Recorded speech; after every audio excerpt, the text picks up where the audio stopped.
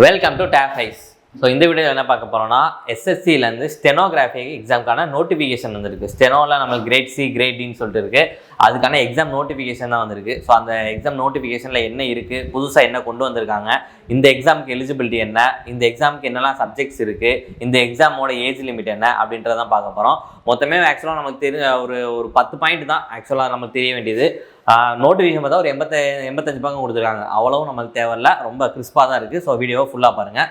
அதுக்கு முன்னாடி என்ன சொல்கிறேன்னா, ஃபஸ்ட்டு ஓபிசி சர்டிஃபிகேட் யாரெல்லாம் இல்லையோ இந்த வருஷம் டக்குன்னு அப்ளை பண்ணிடுங்க. ஏன்னா ஓபிசி சர்டிஃபிகேட் அப்படின்றது ஏப்ரல்லேருந்து நம்ம ஸ்டார்ட் ஆயிரும். மார்ச் 31 ஓபிசி சர்டிஃபிகேட் முடிஞ்சிடும். திருப்பி ஏப்ரல் 1 அப்படின்னு வர்றப்ப நம்மளுக்கு ஓபிசி புதுசாக வாங்குற மாதிரி தான் இருக்கும். ஸோ அதனால் எக்ஸாம் அப்ளை டேட் என்ன, ஏஜ் லிமிட் என்ன, ஃபீஸ் எவ்வளோ, எல்லாத்தையுமே நம்ம ஒவ்வொன்றா பார்க்கலாம். ஸோ அதுக்கு முன்னாடி ஓபிசி அப்ளை பண்ணாங்க ஃபஸ்ட்டு நியர்பை இசேவை மையத்தில் ஓபிசி அப்ளை பண்ணிடுங்க போய். சரி, okay. Stenography grade C and D எக்ஸாமினேஷனுக்கான ஒரு ரெக்ரூட்மெண்ட் தான் விட்டுருக்காங்க. இதுக்கு என்னைக்கு இந்த அப்ளிகேஷன் ஸ்டார்ட் ஆகுது அப்படின்னு பார்த்தீங்கன்னா ஏப்ரல் 24 மே 15 வரைக்கும். அப்போ என்னது, ஏப்ரல் 24 மே 15 இந்த எக்ஸாமுக்கு நம்ம அப்ளை பண்ணி முடிச்சிடணும். நீங்கள் ஒரு மோரார்லெஸ் ஒரு மே ஃபர்ஸ்ட் வீக் அந்த மாதிரி அதுக்குள்ளே அப்ளை பண்ணி முடிச்சிருங்க. சரி, நான் ஸ்டெனோகிராஃபி எனக்கு தெரியாது, இல்லை நான் இப்போ தான் ப்ராக்டிஸ் பண்ணிக்கிட்டு இருக்கேன், நான் இந்த டெஸ்ட் எழுதலாமா, இந்த எக்ஸாம் அப்ளை பண்ணலாமா வேண்டாமான்னு ஒரு டவுட் இருக்கும். கண்டிப்பாக எக்ஸாம் அப்ளை பண்ணி எழுதுங்க. எதுக்கு ஏன் எக்ஸாம் அப்ளை பண்ணி எழுதணும் அப்படின்னா, இப்போ புதுசாக எஸ்எஸ்சி எக்ஸாம் இப்போ தான் நான் படிக்க வரேன், நான் ஆல்ரெடி ப்ரிப்பேர் பண்ணிக்கிட்டு இருக்கேன், யாராக இருந்தாலும் இந்த எக்ஸாம் அப்ளை பண்ணி எழுதணும். ஏன் அப்படின்னா இந்த எக்ஸாமில் நம்மளுக்கு புதுசாக என்ன கொண்டு வந்திருக்காங்க, செக்ஷனல் டைமிங் கொண்டு வந்திருக்காங்க. ஸோ இந்த செக்ஷனல் டைமிங் அப்படின்றது ரொம்ப ரொம்ப புதுசு எஸ்எஸ்சிக்கு. இதுக்கு முன்னாடி சிபிஓன்ற ஒரே ஒரு எக்ஸாமில் இருக்குது. அதுவுமே இந்த வருஷம் நான் இந்த 2025 எண்டில் அந்த சிபிஓ எக்ஸாமில் தான் கொண்டு வந்தாங்க. அதுக்கப்புறம் பார்த்தீங்கன்னா இப்போ இந்த எக்ஸாம்லேயும் கொண்டு வந்திருக்காங்க. இப்போ ஹிந்தி டிரான்ஸ்லேட்டர்னு ஒரு நோட்டிஃபிகேஷன் போட்டாங்க, அதுலேயும் கொண்டு வந்திருக்காங்க. அப்போ அடுத்து வர சிஜிஎல் சிஹெச்எஸ் எல்லாத்துலேயுமே செக்ஷனல் டைமிங் கொண்டு வருவாங்க அப்படின்னு எதிர்பார்க்கலாம். அப்போ நீங்கள் செக்ஷனல் டைமிங் ப்ராக்டிஸ் பண்ணணும்னா ஒரு எக்ஸாம் சென்டரில் போய் அங்கே செக்ஷனல் டைமிங் போட்டு நீங்கள் ப்ராக்டிஸ் பண்ணிங்கன்னா மட்டும்தான் உங்களுக்கு அந்த எக்ஸாம் பழகும். இப்போ தான் கொஞ்சம் கொஞ்சமாக நம்மளோட டெஸ்ட் சீரிஸ் ப்ராக்டிஸ் பண்ணுறதுலேயே செக்ஷனல் டைமிங் கொண்டு வந்துட்டு இருக்காங்க. அதனால் இந்த மாதிரி டெஸ்ட் எழுதுறப்ப உங்களுக்கு அது ஒரு ப்ராக்டிஸாக இருக்கும். செக்ஷனல் டைமிங் எப்படி நம்ம அந்த டயத்துக்குள்ளே எப்படி கொஸ்டின்ஸ் அப்ரோச் பண்ணுறது அப்படின்ற ஒரு ப்ராக்டிஸாக இருக்கும். அதனால் கண்டிப்பாக ஸ்டெனோ தெரியுதோ தெரியல, எல்லாருமே ஃபஸ்ட்டு எக்ஸாம் போட்டு அப்ளை பண்ணி எழுதுங்க. ஸோ இதுதான் எக்ஸாமுக்கான டேட்டு. லாஸ்ட் டேட் பார்த்தீங்கன்னா சொன்ன மாதிரி தான் மே 15. அதுக்கப்புறம் பேமெண்ட் பண்ணுறதுக்கு ஒரு நாள் எப்படியும் டைம் கொடுப்பாங்க. அப்புறம் கரெக்ஷன் விண்டோக்கு பார்த்தீங்கன்னா ஒரு 2 நாள் இருக்குது. ஸோ எக்ஸாம் எப்போ சொல்லியிருக்காங்க பாருங்களேன், ஜூலை ஆகஸ்ட் அப்படின்னு சொல்லியிருக்காங்க. அப்போ ஜூலை எண்டு இல்லை ஆகஸ்ட் ஃபர்ஸ்ட் வீக்கு அந்த மாதிரி தான் இருக்கும் மோஸ்ட்டாக. அப்போ ஜூலை ஆகஸ்ட்டில் நம்மளுக்கு எக்ஸாம் வந்துடும் அப்படின்னு சொல்லியிருக்காங்க. இன்னும் நம்மளுக்கு சிஜிஎல் நோட்டிஃபிகேஷன் வரல.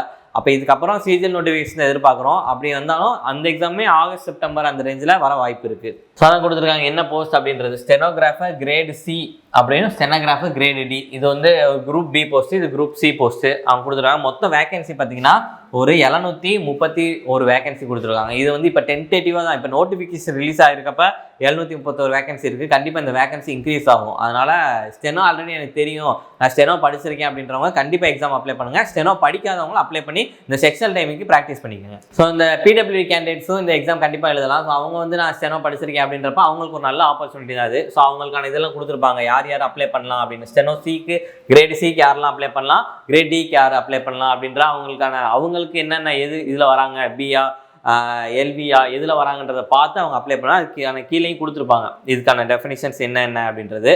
அதே மாதிரி என்னென்ன டிபார்ட்மெண்ட் கீழே வருது அப்படின்றதையும் கொடுத்துருப்பாங்க. So ministry of finance, department of revenue, central board of indirect tax, direct tax, department of personnel and training இந்த மாதிரி இருக்கும். ஸோ அவங்களுக்கான இதுவும் கொடுத்துருப்பாங்க. அந்த ஃபங்க்ஷனல் ரெக்குயர்மெண்ட்ஸ் என்ன, நேச்சுரல் ஃபிசிக்கல் டிசபிலிட்டி என்னெல்லாம் இருந்தால் அவங்க அப்ளை பண்ணலாம் அப்படின்னு நாங்கள் பார்த்தோம்ல, பிஎல்வி அப்படின்னு அதுக்கான ஃபுல் ஃபார்ம் கொடுத்துருக்காங்க. ஸோ இது உங்களுக்கு தெரியும், அந்த டிசபிலிட்டி கார்டு வச்சுருப்பீங்க. ஸோ அதில் பார்த்து நீங்கள் ஸ்டெனோ தெரியுன்ற பட்சத்தில் கண்டிப்பாக அப்ளை பண்ணி எழுதுங்க. சிட்டிங்கு, எஸ்டினா ஸ்டாண்டிங், வாக்கிங், இது எல்லாமே கொடுத்துருப்பாங்க அவங்க. ஸோ இதெல்லாமே செக் பண்ணிக்கோங்க.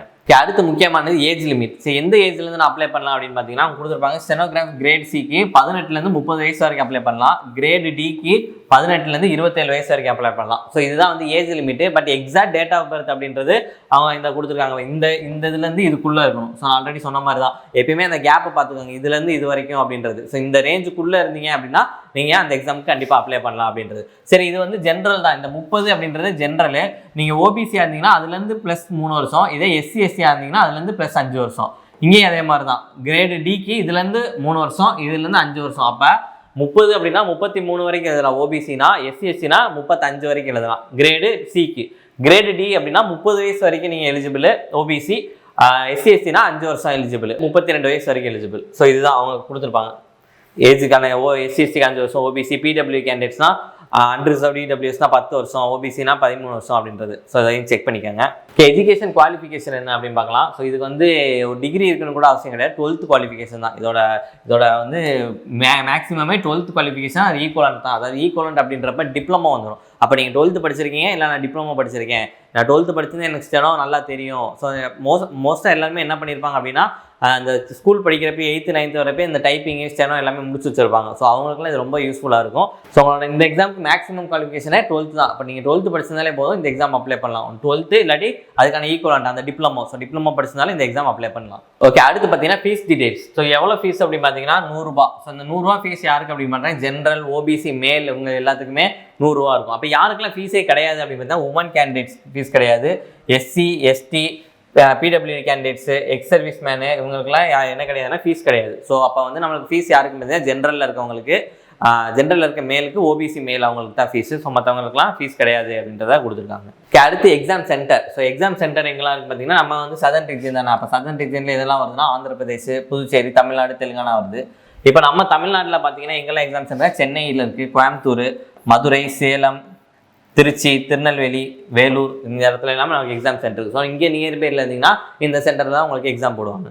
ஓகே, அடுத்து இப்போ தான் முக்கியமானது ஸ்கீம் ஆஃப் எக்ஸாமினேஷன். ஓகே, இந்த எக்ஸாம் எப்படி இருக்கும், என்ன மாதிரி பேட்டர்னில் எக்ஸாம் கேட்குறாங்க அப்படின்றத பார்க்க போகிறோம். ஓகே, ஃபஸ்ட்டு பார்த்தீங்க அப்படின்னா ரீசனிங் இருக்குது, அடுத்து general awareness, English and comprehension. இப்போ ரீசனிங் அப்படின்னு பார்த்தீங்கன்னா மொத்தம் ஒரு 50 கொஸ்டின் இருக்குது, 50 மார்க். அப்போ ஒரு கொஸ்டினுக்கு 1 மார்க் தான். நெகட்டிவ் மார்க் இருக்குது 0.25 நெகட்டிவ் மார்க்.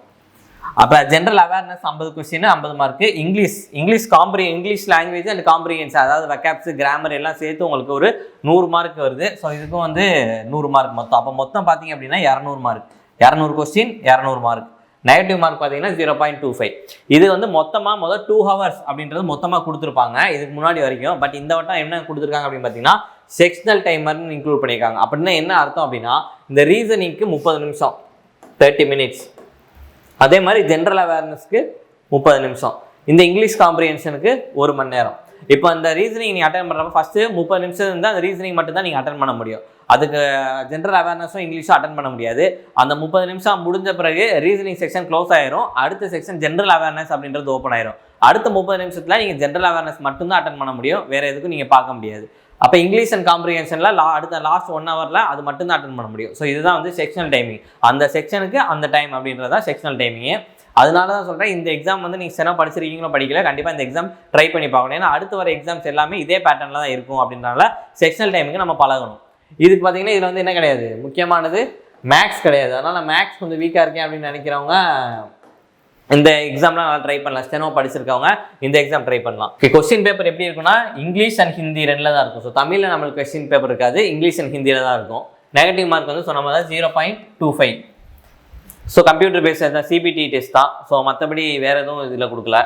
சிலபஸ் கொடுத்துருக்காங்க. ரீசனிங் என்ன சிலபஸ், ஜென்ரல் அவேர்னஸ்க்கு என்ன சிலபஸ், இங்கிலீஷ் என்ன சிலபஸ்ன்றது. ஸோ ரீசனிங் வந்து அவங்க நார்மலாக கொடுத்துருக்கிறது தான், visualisation, problem solving, relationship, arithmetic computation, இதை வந்து சும்மா கொடுத்துருப்பாங்க, ஒரு ஓவராலாக கொடுத்துருப்பாங்க. பட் நம்மளுக்கு தெரியும் ரீசனிங்கில் என்னென்ன படிக்கணும். ஒரு 15 டாபிக் இருக்கும், அந்த 15 டாபிக் படித்தாலே போதும். ஸோ ரீசனிங் வந்து நம்ம ஈஸியாக கிளியர் பண்ணிடலாம். ஏன்னா ரீசனிங்கை பொறுத்த வரைக்கும் நம்மளை வந்து பெருசாக மனப்பாடம் பண்ணுற மாதிரி எதுவுமே இருக்காது. கான்செப்ட் தான். ஒன்ஸ் நீங்கள் கான்செப்டை கோடிங் டீகோடிங்கோ இல்லை வந்து பிளட் ரிலேஷனோ இதெல்லாம் நீங்கள் கான்செப்ட் இதுதான் அப்படின்னு தெரிஞ்சு வச்சுட்டிங்கன்னா நீங்கள் சால்வ் பண்ணுறப்ப ரொம்ப ஈஸியாக இருக்கும். சிலாஜிசமாக இருக்கட்டும், இல்லை அந்த மாதிரி alpha numeric series, number series, letter series, இந்த கியூப்ஸ் அண்ட் டைஸு, இந்த மாதிரி விஷயங்கள் எல்லாமே கான்செப்ட் தான். கான்செப்ட் இருந்துச்சுன்னா நீங்கள் ஈஸியாக ஸ்கோர் பண்ணிடலாம். ஜென்ரல் அவேர்னஸும் அதே மாதிரி தான். ஃபஸ்ட்டு நம்ம ஜென்ரல் அவேர்னஸ் கரண்ட் அஃபேர்ஸ்க்கு கொஞ்சம் இம்பார்ட்டன்ஸ் கொடுக்குற மாதிரி இருக்கும். அதுக்கப்புறம் history, geography, polity, static GK எல்லாமே இம்பார்ட்டன்ஸ் கொடுக்குற மாதிரி இருக்கும். ஸோ அதுதான் அவங்க கொடுத்துருப்பாங்க. Current events, history, culture, sports ரிலேட்டடான நியூஸு, இந்த மாதிரி விஷயங்கள்லாம். இங்கிலீஷை பொறுத்த வரைக்கும் எப்பயும் போல தான். நீங்கள் வந்து 2 பார்ட் இருக்கும் நம்மளுக்கு. ஒன்று கிராமர் பார்ட்டு, இன்னொன்று வெக்காப்ஸ் பார்ட்டு அப்படின்ட்டு. ஸோ கிராமர் பார்ட்டை நம்மளுக்கு எப்பயுமே தெரியும், எரர் ஸ்பாட்டிங் இதெல்லாம் அதில் வரும். வெக்காப்ஸில் வந்து 1 word substitution, idioms and phrases, phrasal verbs இதெல்லாம் வரும். ஸோ காம்ப்ரிஹென்ஷன் கொடுத்துருக்காங்க. ஸோ ரீடிங் காம்ப்ரிஹென்ஷன் இருக்கும். ஸோ ரீடிங் காம்ப்ரிஹென்ஷனாக ஒன்றும் இல்லை, அது ஒரு பேராகிராஃப் மாதிரி கொடுத்துருவாங்க. ஒரு மொத்தம் பெரிய பேராகிராஃப் கொடுத்துருப்பாங்க. அதுலேருந்து ஒரு 5 கொஸ்டின் கேட்டிருப்பாங்க. அந்த 5 கொஸ்டினுக்கு நம்ம அதை பேராகிராஃப்லேருந்து ஆன்சர் பண்ணணும். ஸோ அதான் ரீடிங் காம்ப்ரிஹென்ஷன். அது எல்லாமே இருக்கும் அப்படின்றத கொடுத்துருப்பாங்க. அடுத்து பார்த்தீங்கன்னா இந்த எக்ஸாமை பொறுத்த வரைக்கும் ஒரே ரவுண்டு தான். ஃபர்ஸ்ட் ரவுண்டு கிளியர் பண்ணிட்டீங்க, இப்போ அந்த மார்க் நல்லா எடுத்துட்டீங்க அப்படின்னாலே உங்களுக்கு ஸ்கில் டெஸ்ட் வந்து குவாலிஃபைங் மட்டும்தான். இது வெறும் குவாலிஃபைங் மட்டும்தான். இதுக்கு வந்து உங்களுக்கு ஃபைனல் ஸ்கோரில் ஆட் ஆகாது. அப்போ நீங்கள் அந்த ஃபஸ்ட்டு ரவுண்டில் என்ன மார்க் எடுக்கிறீங்க அப்படின்றத பேஸ் பண்ணி மட்டும்தான் உங்களுக்கு என்னது ஃபைனல் ரிசல்ட் டிக்ளேர் பண்ணுவாங்க. அப்போ இந்த ஸ்கில் டெஸ்ட்டில் நீங்கள் குவாலிஃபை ஆனால் மட்டும் போதும். ஸோ நம்ம இப்போ இது வந்து யாருக்கு அப்படின்னா நல்லா ஸ்டெனோ ஆல்ரெடி படிச்சிருக்கவங்களுக்கு, ஷார்ட் ஹேண்ட் ஆல்ரெடி படிச்சிருக்கவங்களுக்கு தான். இப்போ அவங்களுக்கு வந்து சொல்லியிருப்பாங்க dictation 10 minutes in English or Hindi. So நீங்கள் இங்கிலீஷ் அப்படின்னா இங்கிலீஷ், ஹிந்தினா ஹிந்தி சொல்லியிருப்பாங்க. இதே நீங்கள் 2 போஸ்ட் இருக்குது, அதாவது கிரேடு சியும் இருக்குது, கிரேடு டியும் இருக்குது. அப்போ கிரேடு சி அப்படின்னா அவங்களுக்கு வந்து 100 words per minute டிக்ஷன் பண்ணுவாங்க, அதாவது டிக்டேட் பண்ணுவாங்க. அதை நீங்கள் வந்து என்ன பண்ணணும், ஃபஸ்ட்டு ஸ்டெனோவில் எழுதணும். அதுக்கப்புறம் அதை வந்து நீங்கள் டிரான்ஸ்கிரைப் பண்ணணும், அதாவது எழுதுனதை நீங்கள் கம்ப்யூட்டரில் டைப் பண்ணணும். ஸோ அதுக்கான டைமும் கொடுத்துருப்பாங்க. இது வந்து பர் மினிட்டா. அப்போ இதுக்கு வந்து அடுத்து வந்து கிரேட் டிக்கு வந்து 80 words per minute இருக்கும். ஸோ இதுதான் அந்த அதுக்கப்புறம் எழுதுனதை நீங்கள் என்ன பண்ணணும், கம்ப்யூட்டரில் டைப் பண்ணணும். ஸோ அதுக்கான டைமிங் கொடுத்துருப்பாங்க. இப்போ வந்து நீங்கள் கிரேடு ஸ்டெனோகிராஃபர் கிரேடு டி அப்படின்னா இங்கிலீஷ் அப்படின்னா உங்களுக்கு டைம் பார்த்தீங்கன்னா 50 நிமிஷம் இருக்கும். இதே கிரேடு சி இங்கிலீஷ் அப்படின்னு பார்த்தீங்கன்னா 40 நிமிஷம் இருக்கும். ஸோ இதான் வந்து நார்மல் டைம் டியூரேஷன். டிக்கு வந்து ஒரு 50 நிமிஷம், சிக்கு வந்து ஒரு 40 நிமிஷம் இருக்கும். ஸோ அதுக்குள்ளே நீங்கள் டைப் பண்ணி முடிக்கிற மாதிரி இருக்கும். ஓகே, இது ஒரு பாயிண்ட் சொல்லியிருப்பாங்க. Candidates who opt for stenography in Hindi will be required to, அதாவது ஹிந்தி தெரிஞ்ச ஸ்டெனோகிராஃபர் வந்து நீங்கள் என்ன பண்ணால் இங்கிலீஷ் கற்றுக்கணும். இதுவே இங்கிலீஷ் தெரிஞ்ச ஸ்டெனோகிராஃபர் ஹிந்தி கற்றுக்கணும் அப்படின்னு சொல்லுவாங்க. இது எப்போனா இப்போ போகிறப்பே அப்படின்னு கேட்டால் அப்படி கிடையாது. நீங்கள் வேலைக்கு ஜாயின் பண்ண பிறகு எங்கே மோஸ்ட்டாக எங்கே போஸ்டிங் போடுறாங்களோ அதை பொறுத்து தான். ஸோ உங்களுக்கு நீங்கள் தமிழ்நாட்டில் போட்டிருந்தாங்க அப்படின்னா உங்களுக்கு வந்து இங்கிலீஷே போதுமானதான். ஸோ ஒருவேளை நார்த் ரீஜன் போட்டாங்கன்னா நீங்கள் ஹிந்தியும் கற்றுக்கிற மாதிரி இருக்கும் அப்படின்னு சொல்லுவாங்க. இது வந்து இப்போ கிடையாது, நீங்கள் வேலைக்கு சேர்ந்த பிறகு தான். ஸோ இதான் மொத்த நோட்டிஃபிகேஷனான டீட்டெயில்ஸு. ஸோ அதில் ஒரு 80 பக்கம் 85 பக்கம் கொடுத்துருப்பாங்க. அவ்வளோ நம்மளுக்கு தேவையில்லை. ஸோ நம்மளுக்கான தேவை ஏஜ் லிமிட் என்ன, எக்ஸாம் ஃபீஸ் என்ன, இதுக்கு குவாலிஃபிகேஷன் என்ன, எக்ஸாம் பேட்டர்ன் என்ன, ஸோ அதுக்கான ஸ்கில் டெஸ்ட் என்ன, இது மட்டும்தான். ஸோ இது மோரல்லஸ் நம்ம இன்ஃபர்மேஷன், தேவையான இன்ஃபர்மேஷன், நோட்டிஃபிகேஷனில் நம்மளுக்கு தேவையான இன்ஃபர்மேஷன் எல்லாமே பார்த்தாச்சு. உங்களுக்கு இதில் ஏதாச்சும் சந்தேகம் இருக்குது, ஏதாச்சும் டவுட் இருக்குது அப்படின்னா கமெண்ட் செக்ஷனில் கமெண்ட் பண்ணுங்கள். தேங்க்யூ.